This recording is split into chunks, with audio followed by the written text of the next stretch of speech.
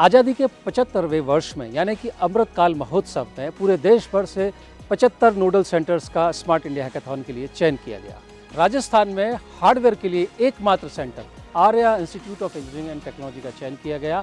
पूरे देश से 27 टीमें यहाँ आई हुई हैं, अलग अलग प्रॉब्लम स्टेटमेंट्स पर काम कर रही हैं। हार्डवेयर संस्करण निश्चित तौर पर सॉफ्टवेयर से अलग है क्योंकि फिजिकली कुछ ना कुछ एक्टिविटीज़ हैं। मुझे लगता है यहाँ बहुत कुछ देखने को मिलेगा। चलिए अंदर चलते हैं और जानते हैं सारी टीमें क्या क्या बना रही हैं। आइए।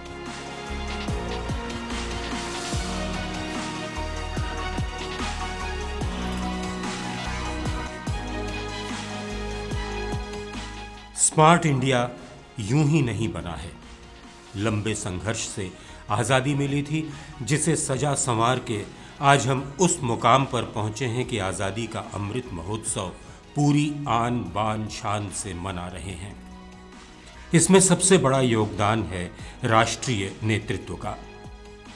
प्रधानमंत्री नरेंद्र मोदी ने भारत की श्रम शक्ति और युवा प्रतिभाओं को आगे बढ़ते देखा, तभी $5 ट्रिलियन की अर्थव्यवस्था का विचार कौंधा। यदि सरकार के स्तर से प्रोत्साहन मिला तो ये युवाओं की भी जिम्मेदारी है कि वे इसे पूरा करें। आज तकनीकी तौर पर भारत का युवा इतना मजबूत है कि वो कुछ सकारात्मक कर गुजरने के लिए तैयार बैठा है। लिहाजा ये 5 ट्रिलियन इकोनॉमी कोई दूर की कौड़ी नहीं है। 2017 में स्मार्ट इंडिया हैकाथॉन का पहला संस्करण यदि नींव की ईंट था, तो 2022 में ये फलता फूलता वृक्ष नजर आ रहा है। ये हम नहीं कह रहे, बल्कि एक्सपर्ट्स की राय है।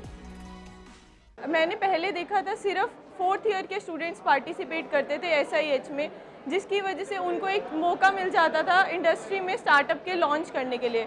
बट अब मेजर डिफरेंस ये आ गया कि मोस्ट ऑफ द स्टूडेंट्स जो फर्स्ट ईयर्स के हैं, सेकेंड ईयर्स के हैं, स्टार्टअप में interested and they are preparing themselves for the industry and उन्होंने इतने अच्छे डिफरेंट प्रोडक्ट्स बनाए and they are started investing in themselves from the first year only. So मैंने बहुत ज़्यादा चेंज देखा है फ्रॉम द लास्ट 3 ईयर्स, और इसमें बहुत ज़्यादा मेजर डिफरेंस ये भी है कि हमने बहुत ज़्यादा इम्प्रूवमेंट करी है।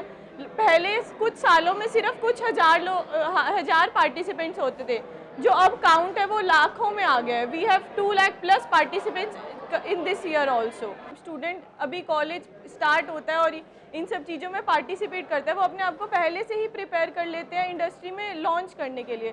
सो I think it is a very good opportunity for them. Participants की इमेंस क्रिएटिविटी को जांचना बहुत ज़रूरी है। अंततः इतने सारे पार्टिसिपेंट्स ने जो कुछ भी बनाया है उसको एवेलुएट करके रैंकिंग देना ज़रूरी है। डॉक्टर अनूप केसवानी ने इन सब स्टूडेंट्स के मॉडल्स को जांचा है, परखा है। जानते हैं उनका अनुभव इस बारे में क्या और कैसा रहा है। सारे पार्टिसिपेंट्स ने आई शुड से बहुत अच्छा काम किया, लेकिन जज करना डेफिनेटली एक अपने आप में बड़ा काम है। किसने थोड़ा कम किया, थोड़ा ज़्यादा किया, लेकिन मेरे सजेशंस उसके अलावा हैं। ये सारे बच्चे इंजीनियरिंग फील्ड से हैं। हमें इन लोगों को कमर्शियल एस्पेक्ट्स की तरफ भी जाना चाहिए, क्योंकि अल्टीमेटली जो ये प्रोडक्ट बनाएंगे it has to be sold in market. Viability is to be seen. Viability तभी देख पाएंगे जब कमर्शियल एस्पेक्ट को इंजीनियरिंग एस्पेक्ट से जोड़ेंगे अपन। हम लोगों ने जो अभी टीम्स इवेल्युएट करी है, इनमें से कुछ टीम्स ने कमर्शियल एस्पेक्ट भी साथ में लिया है। मेरा कहना है कि इस तरह के इवेंट्स जो हो रहे हैं ये देश के फ्यूचर के लिए बहुत ही बढ़िया हैं and it will be a foundation to growth of our nation. आज़ादी के अमृत महोत्सव पर समस्या समाधान के लिए जिन 75 केंद्रों को चुना गया, उनमें जयपुर के 3 केंद्र थे और इनमें भी हार्डवेयर वर्कआउट्स की जिम्मेदारी मिली Arya institute of engineering and technology को। दूरदर्शन सहित पूरे देश का मीडिया हतप्रभ था। 5 दिन का अनथक परिश्रम, लेकिन सबके चेहरों पर हर रोज पिछले दिन से ज्यादा ताजगी। यह है चेन्नई से आई PSV पद्मावती इंजीनियरिंग कॉलेज की टीम। इन्हें पता है कि शहरों में पीक आवर्स में यातायात कितना जटिल हो जाता है। जगह जगह गाड़ियां और भीड़ और गंतव्य तक पहुंचने की मारामारी। यदि आधुनिक तकनीक से पीक आवर्स में यातायात का प्रबंधन किया जाए तो इस समस्या से निजात आसानी से पाई जा सकती है। देखिए कैसे डेंसिटी डिडक्शन इंटेलिजेंट सेंसर्स यहाँ उपयोगी हैं। लेकिन हाँ, हमें भी पब्लिक ट्रांसपोर्ट पर भरोसा करना चाहिए। Problem statement is to manage the public transport in peak hours. For that, we have certain solutions for you.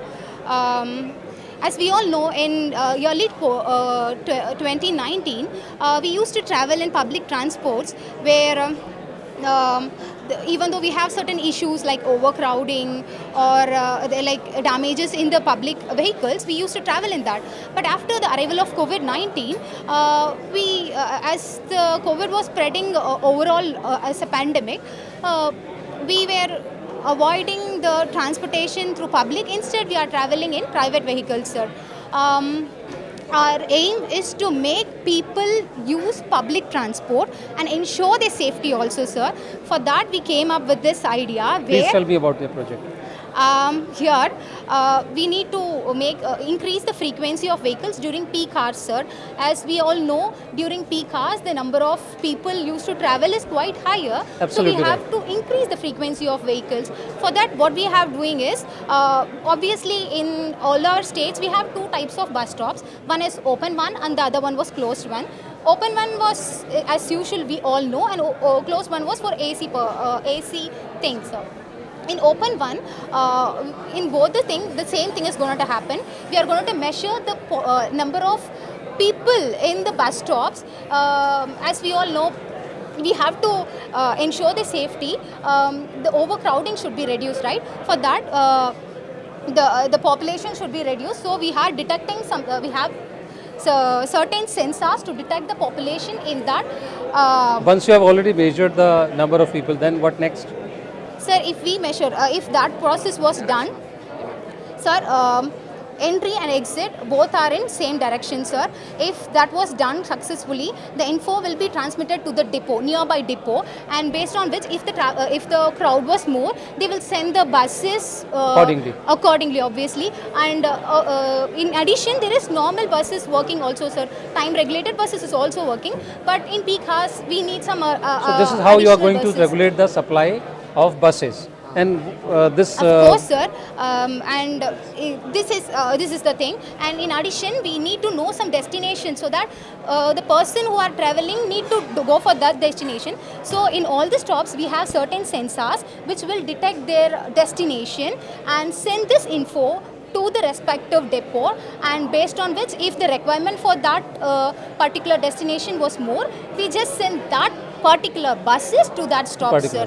So Okay. that this issue may be cleared. But even though we increase the frequency, obviously what happens, sir, the traffic is going to increase. Already the traffic is more. So that and is the now second aspect of your problem statement. Yes, Please sir. tell about how you are going to regulate traffic on road.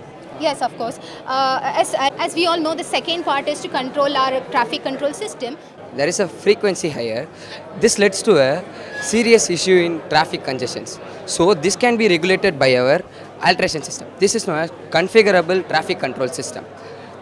In this system, the signals are altered with respect to the density of the traffic detected in each lanes. If the lane 4 having a higher traffic density, then the lane automatically gets changed to green signal and all others gets blocked, and giving way to this clears the traffic. Hence the traffic congestions can be eliminated.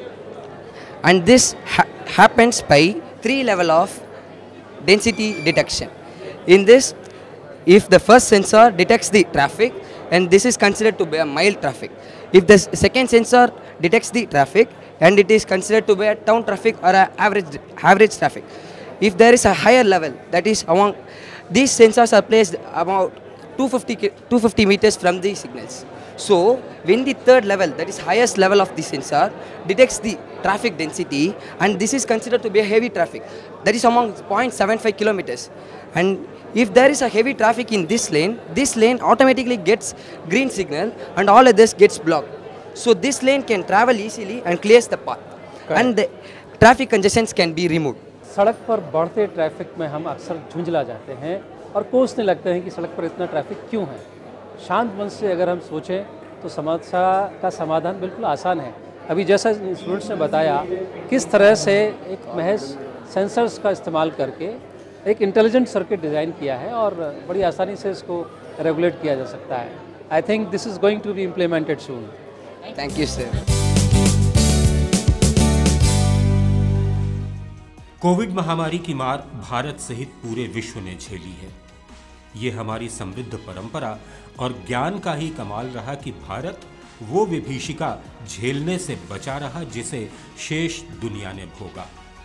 एहतियात और बचाव के मामले में हम दूसरे देशों से बहुत आगे रहे. हालांकि इस दौरान बहुत सारा खतरनाक वेस्ट भी सामने आया, खासकर मास्क और PPE kits.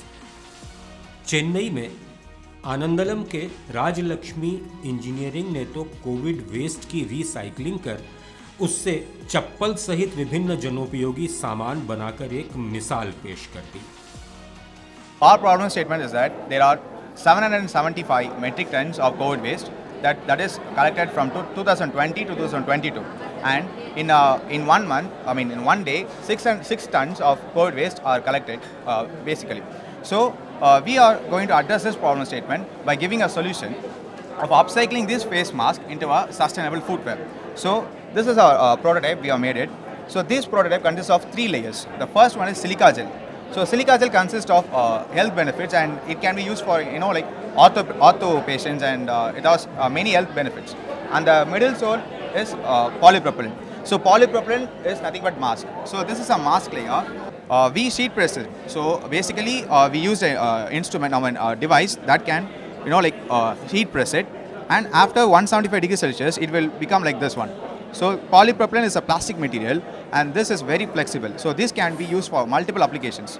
So the trial we made earlier is that in 300 degrees Celsius we made this one. This material can be used for tabletops, but that's not our solution. So our solution is suitable for this one.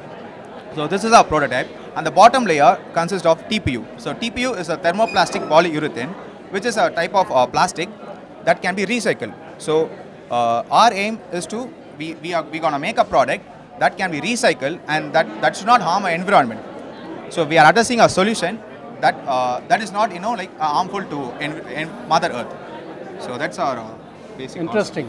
So recycle and reuse. Yeah. Both concepts are being used in this particular project. And during the COVID, whatever the most waste material was there. So have you calculated the cost part? Yes, sir. Each slipper cost 550 rupees, and this is a complete cost analysis. You can have a go through on it. Wonderful. Oh, that's really interesting. Thank you. Yes, That's sure. बात सिर्फ product बनाने पर खत्म नहीं हो गई है, पूरा कॉस्ट एनालिसिस भी किया गया है. So recycle reuse is the spirit to develop this particular product, और उसे आगे कैसे लेके जाना है, उसे कमर्शियल वेंचर के तौर पर कैसे लेके जाना है, वो भी पूरी तैयारी है. मुझे लगता है कि जो आने वाले आज और आने वाले कल की जो ज़रूरत है कि हमारे युवा साथी एक स्टार्टअप को की तरफ आगे बढ़े. I think you are already prepared your mindset to take it further. इन्होंने यदि कोविड वेस्ट से चप्पल बना डाली, तो दक्षिण भारत से ही आई इस टीम ने कोविड वेस्ट को स्टेरिलाइज कर सिर्फ पानी और मिट्टी से कंप्रेस करके बहुत मजबूत ईंट बना डाली. इस ईंट में सीमेंट या किसी दूसरी वस्तु का इस्तेमाल नहीं किया गया है. फिर भी मिट्टी पकाकर बनाई गई अपनी पारंपरिक ईंटें इनके सामने कहीं नहीं टिकती मजबूती में. इनके साथ ही इन्होंने कागज सहित और भी कई चीजें बनाई हैं.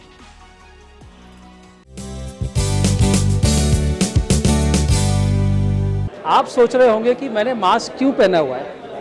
कोविड के साथ में मास्क भी आया, और कोविड के जाते ही हमने मास्क को फेंक दिया, यानी कि एक वेस्ट बन गया. और बड़ी समस्या हो गई कि इस वेस्ट का करें क्या, इसको डिस्पोज ऑफ कैसे करें. एक इंटरेस्टिंग टीम है, इंटरेस्टिंग प्रोडक्ट उन्होंने बनाया है, जानते हैं उन्हीं के साथ. हाय, tell me your name of institution, city, and then ultimately the product. I am Ike Hashni, sir, from the team Power 007, and we are from Sona College of Technology, Salem. So we are looking for sustainable products in this particular age. So we've utilized used masks which are further sterilized and made into, which are especially made up of polypropylene compounds, which can be incorporated into the construction industry, which also reduces waste management and make a change towards the better world. So what we do is collect these waste PPE kits, masks, and PPE kits also include all the COVID protection instruments that are used in everyday life. So we utilize these and add them to a burning chamber after the sterilization process, along with aggregates and M-sand and other in specific proportions, which we utilize to burn and make it into, we incorporate heat and make it into a consistent mixture. We further utilize it in the molds and make strong paver blocks. I would like my team leader to mention about the properties of our blocks. यहाँ जो भी block यहाँ पे बना है, ये वाला block ऐसे पेवर ये जो भी बना है वो सिर्फ पीपीई किट्स और मास्क उसको मिला से मिट्टी और उसको मिला के बनाया गया है। इसमें क्या है ना कि ये इसमें सीमेंट और पानी दोनों भी नहीं मिक्स किया हुआ, इसका सिर्फ और सिर्फ मिट्टी और पीपीई किट और मास्क उसकी उसी से बनाया है। और उसका स्ट्रेंथ वगैरह भी हम लोगों ने टेस्ट किया है। स्ट्रेंथ कैसे आता है कि ये ऑर्डिनरी जो भी कन्वेंशनल वाला ब्रिक है उसका स्ट्रेंथ आता है वो 3.5 न्यूटन पर mm स्क्वायर आता है। जब हमने इसको टेस्ट किया अभी तो इसका स्ट्रेंथ आता है 11.9 न्यूटन पर mm स्क्वायर स्ट्रेंथ आता है, जो इसका 200 से ज़्यादा इसका परसेंटेज का इंक्रीज़ है, उतना ज़्यादा स्ट्रेंथ दे देता है। पर जो भी हम सादा और ऑर्डिनरी वाला ब्रिक को देते हैं ना वो 28 डेज लेता है उसका पूरा स्ट्रेंथ ऐड इन होने के लिए। पर इसमें क्या होता है ना ये आखिरी दिन जो दिन हमने किया था उसका बगल दिन में ये ठीक हो जाता है। नेक्स्ट डे इसको हम साइट में लेके जा सकते हैं, जब बनाने के लिए घर से बनाने के लिए इसको लेके जा सकते हैं। Any cost comparison? हाँ, इसका प्राइस वगैरह देखें तो ये जो कन्वेंशनल वाला ब्रिक है उसका दाम फ्लाई ऐश वाला हम लेते हैं, फ्लाई ऐश ब्रिक हम लेते हैं जो अभी ज़्यादा हो रहे हैं, उसका 7 रुपीज़ है पर ब्रिक। जब हम इसको देखते हैं ये अबाउट 4.5 रुपीज़ में आता है, क्योंकि 4.5 में आता है क्योंकि इसमें सीमेंट और पानी नहीं डाल रहे हैं, जो बहुत दाम का यहाँ पर होता है, जो प्राइस मेंटेन हो रही है। सो दोस्तों, न केवल कॉस्ट कम है, स्ट्रेंथ ज़्यादा है और वेस्ट को हमने यूज़ कर लिया और सीमेंट और पानी को यूज़ किए बिना ये चीज़ बनाया, तो सारा खेल out of the box thinking का है।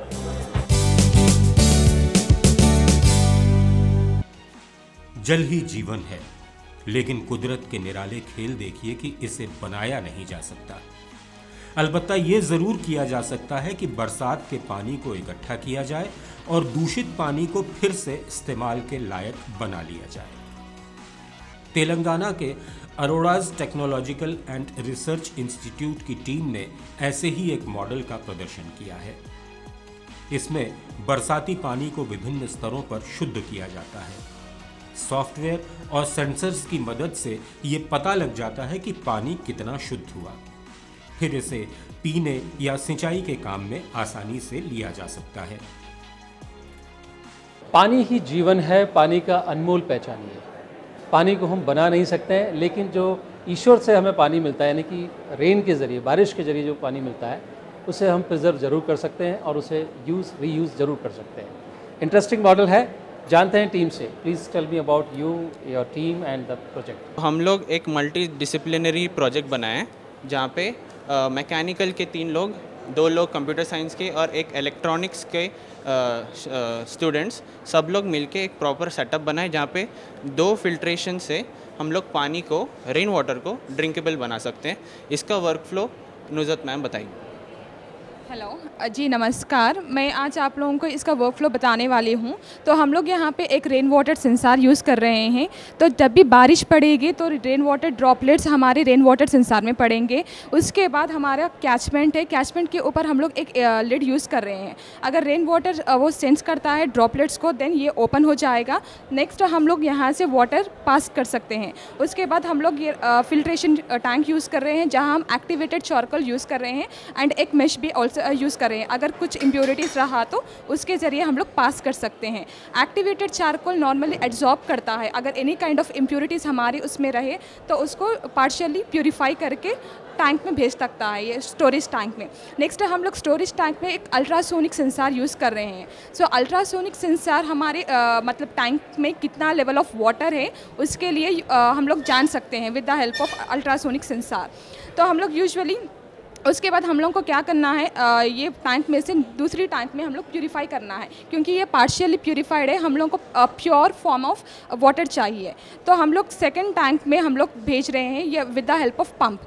सो द पंप, ये पंप क्या करता है, उसको पंप के ज़रिए स्टोरेज टैंक में जो वाटर है with the help of pump हम लोग नेक्स्ट टैंक में हम लोग पोटैश एलम के टैंक में यूज़ कर रहे हैं।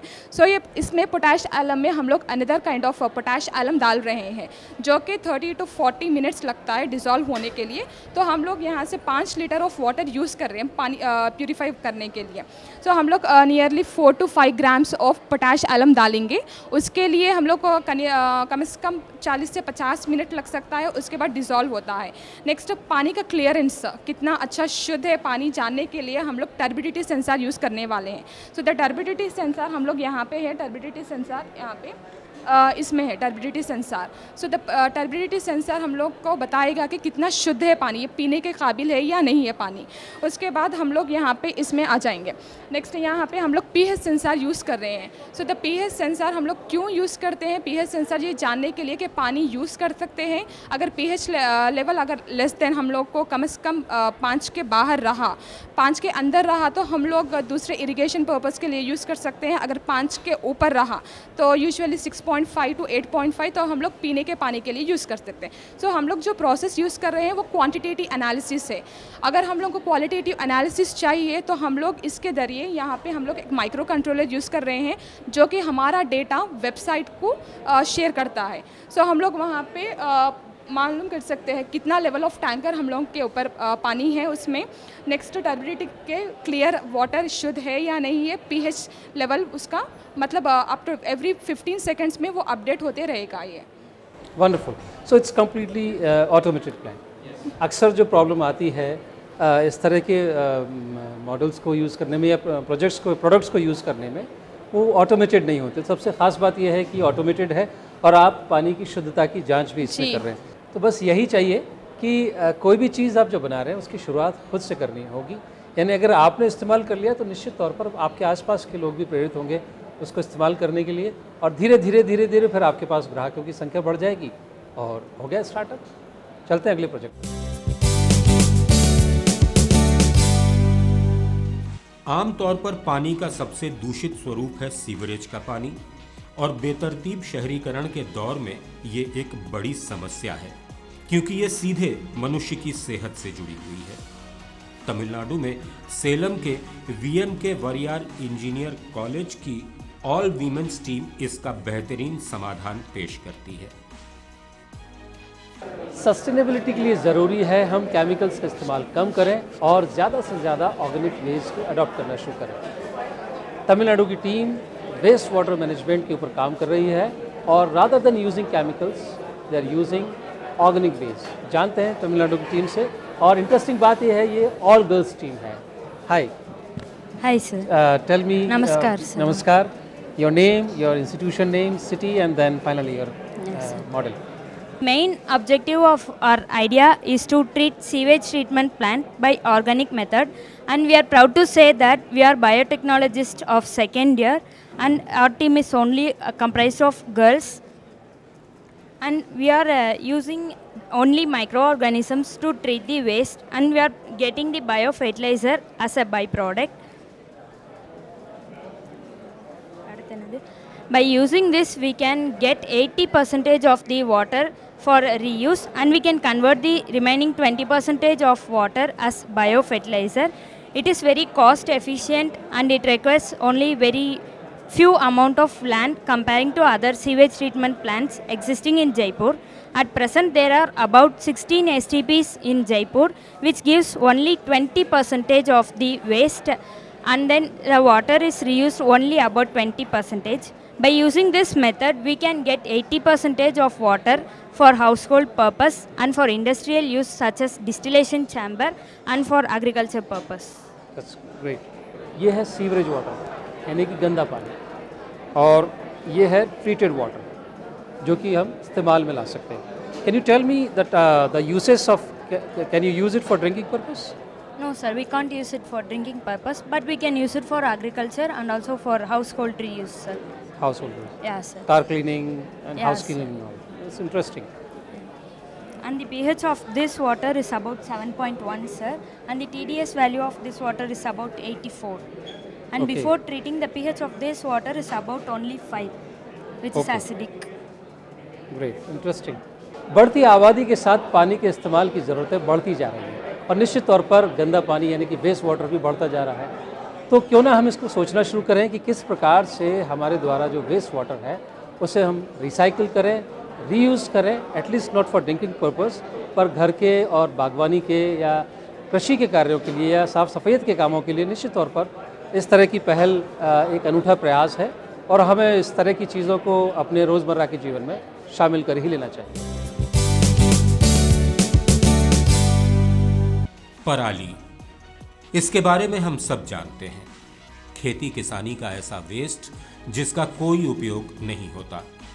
छुटकारा पाने के लिए आमतौर पर इसे जला दिया जाता है, जिससे दम घोटू धुआं प्रदूषण फैलाता है। पराली के उचित निस्तारण के लिए हालांकि और भी तरीके अपनाए गए हैं, लेकिन वे व्यापक स्तर पर स्वीकार्य नहीं हो पाए हैं। कोयंबटूर से आई PSG कॉलेज ऑफ टेक्नोलॉजी की टीम ने इसका बहुत कारगर समाधान पेश किया है। इन्होंने ऐसा प्रोसेसिंग मैकेनिज्म विकसित किया है जिससे पराली को कैटल फीड केक में बदल दिया जाता है। खेतों में चारा कटने के बाद जो वेस्ट बच जाता है, जिसे हम पराली कहते हैं, उसको ठिकाने लगाना बड़ी समस्या है। और दूसरी तरफ हमारे जो पालतू मवेशी हैं उन्हें खाने के लिए चारा, समुचित चारा नहीं मिल पाता है। कोयंबटूर से टीम आई है जो चारे को काट के कुछ इसमें न्यूट्रिशियस चीज़ें मिला करके और कुछ केक बना देती है। खाने वाला जैसा इंसानों के लिए केक है वैसे जानवरों का केक बनाती है, और केक के बारे में जानेंगे टीम से। Please. Addressing the air pollution caused by stubble burning in the Delhi and the surrounding regions. So we as a team have attempted to address it by converting the stubble, which is otherwise burnt, into a value-added product that is for the cake in our process. So basically, there is a surplus amount of fodder available in the whole belt of the North India. When on the other hand, across whole India, there is a great scarcity for food, animal food, cattle food. That is being prevalent during rainy seasons. So because of these conditions, like dairy farmers are forced to sell their cows because they couldn't maintain it. So we thought, why couldn't we bridge the gap between this surplus amount of fodder stubble available here, and as well as use it to meet the fodder deficiency in other parts of India. So we have designed a machine that basically chaffs it, compresses it so that it can be easily treated with processes like urea treatment or so, and then we'll be having a mixing unit and a compression unit to make it into a fodder cakes. So we'll be selling it to the market. And on the other hand, like we are trying to incorporate with the government to provide it into a ration where every other marginal dairy farmers could easily access it and get the cakes during the time of crisis. तो ये है वो cake, मैं खा नहीं सकता इसको, केवल मवेशी ही खा सकते हैं, और इसमें चारा है और बहुत सारे दूसरे न्यूट्रिशियस एडिटिव्स हैं, और मिलाकर के इनको एक कॉम्प्रेस फॉर्म में इस तरह का केक बना लेते हैं। और जब चारे की उपलब्धता नहीं होती है, संग्रहण करना मुश्किल होता है, तो ऐसे में ये केक मुझे लगता है एक वरदान साबित होता है जानवरों के लिए भी और पराली को ठिकाने लगाने के लिए। मशीन की वर्किंग के बारे में और we would like to know how this machine is working. Raw stubbles are fed through the rolling mechanism which is present over here, and from the rolling mechanism the stubble gets crushed into smaller parts, and this is a unique chopping mechanism which is chopping it into a specific dimension so that the stubbles can be fed to the cows and the cows can eat it. And from there the stubbles are then going to the mixing unit where we add the 9 different types of ingredients which are nutritious to the cows so that they can eat and they can also be healthy and produce more milk. And from that it will be going to the crushing unit, punching unit, where the cake is made into its form. This can be rotated and it can go down. This is basically a punch and die mechanism, and this is where the cake is formed. These cakes are like 3 times smaller than a regular stubble size, so that you can carry it around easily. It's transportable and it's also easy for the cattle to eat, and cattle don't require anything more than this, because cattle are grazed over India and they are eating plastic and they are falling sick. But this is basically a full-time meal for them. And what else do we? यहाँ जितने भी projects display किए गए वे सब 80% से ज़्यादा commercially viable हैं। Tie India angels और राजस्थान एंजल्स के अध्यक्ष महावीर शर्मा ने सभी प्रतिभागियों को बहुत शुभकामनाएं दी और उम्मीद जाहिर की कि ऐसे आयोजन युवाओं में इनोवेशंस की संस्कृति को बढ़ावा देंगे। जो डिफरेंट प्रॉब्लम स्टेटमेंट दी गई हैं बच्चों को, वो एक तो काफ़ी सोच समझ के दी गई हैं।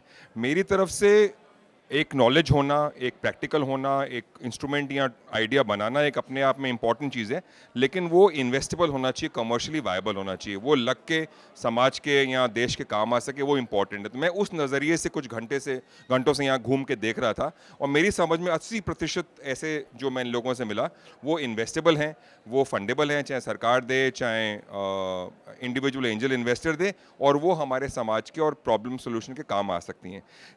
ये जो एफर्ट है भारत सरकार का, जो कॉलेजेस हैं, जो फैकल्टी हैं, जो मेंटर्स हैं, जो स्टूडेंट्स हैं, उन सबको मैं बहुत it's a very good sign हमारे देश के लिए और समाज के लिए एंड स्टार्टअप इकोसिस्टम के लिए।